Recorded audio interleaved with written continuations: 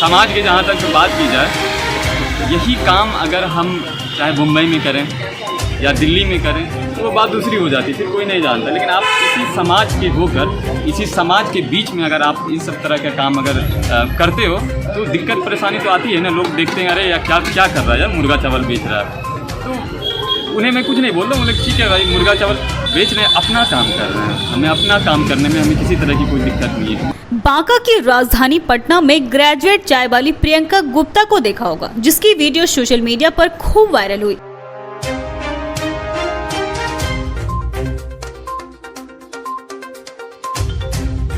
अब हम आपको भागलपुर स्मार्ट सिटी में रहने वाले ऐसे ही दो युवकों से रूबरू कराने जा रहे हैं, जो ग्रेजुएट होकर भी सड़क पर रेडी लगाकर चिकन और चावल बेचकर अपना गुजर बसर कर रहे हैं।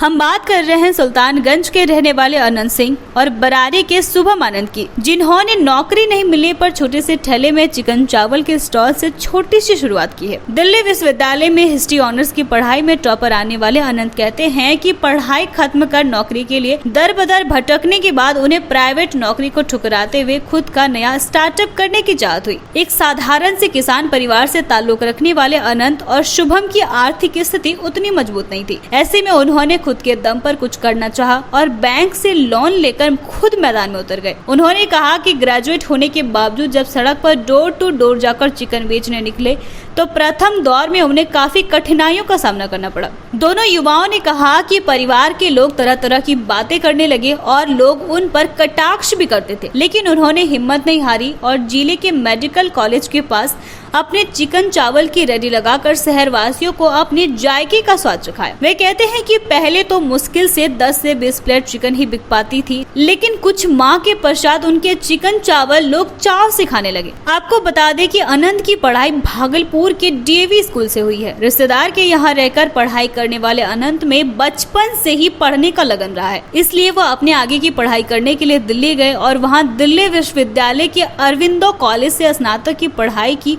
और नौकरी नहीं मिलने पर उन्होंने बीएड की भी पढ़ाई की, फिर भी सफलता उनकी हाथ नहीं लगी। शुभम आनंद व्यापारी परिवार से आते हैं और उन्होंने तिलका मांझी विश्वविद्यालय से स्नातक की पढ़ाई की। शुभम आनंद और अनंत बचपन के साथी होने के कारण उन्होंने व्यापार की शुरुआत की और कहा कि प्रदेश में व्यापार की स्थिति काफी लचर पचर है। हालांकि उन्हें इसका कोई मलाल नहीं है, मेहनत कर स्वयं अपने बल पर आगे बढ़ना चाहते हैं और उन्होंने इसके लिए एक विजन भी तैयार किया है। अनंत और शुभम ने सभी पढ़े लिखे युवाओं से यह अपील की कि दुनिया में कोई भी काम छोटा या बड़ा नहीं होता, बस काम करने का जज्बा लोगों के अंदर होना चाहिए। वहीं इस खास बातचीत के दौरान उन्होंने यह भी कहा कि धीरे धीरे वे लोग और भी इसे आगे बढ़ाएंगे और बीए पास चिकन चावल के नाम से कई जगह और भी अपना स्टॉल खोलेंगे। इस तरह से मतलब कहा जा सकता है कि बेरोजगारी को लेकर आपने ये स्टॉल लगाया, मुर्गा चावल की दुकानें खोली, क्या है इसके पीछे की राज?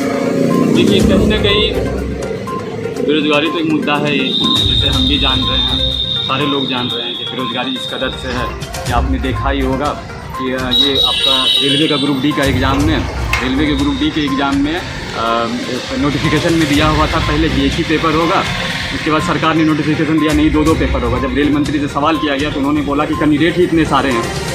तो ये कोई बहाना नहीं है, कैंडिडेट इतने सारे तो बेरोजगारी ये हुई कैसे? उन सब बातों को छोड़ दिया जाए।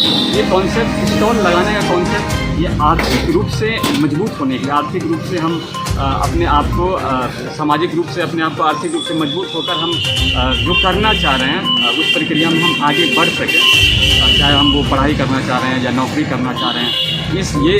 इस कॉन्सेप्ट ये सोचकर ही हमने ये स्टॉल डाला हुआ है और आपने देखा ये बीए पास के नाम से स्टॉल डाला हुआ है। ऐसा आपने कहाँ तक पढ़ाई की है? मैंने तो भागलपुर डीएवी से मैंने +2 किया है और ग्रेजुएशन आपका ये दिल्ली विश्वविद्यालय श्री अरविंदो कॉलेज इवनिंग से हमने किया हुआ है और मैंने बीएड किया हुआ है कुरुक्षेत्र यूनिवर्सिटी और दिल्ली से पीजी कर रहा हूँ। पिताजी क्या करते?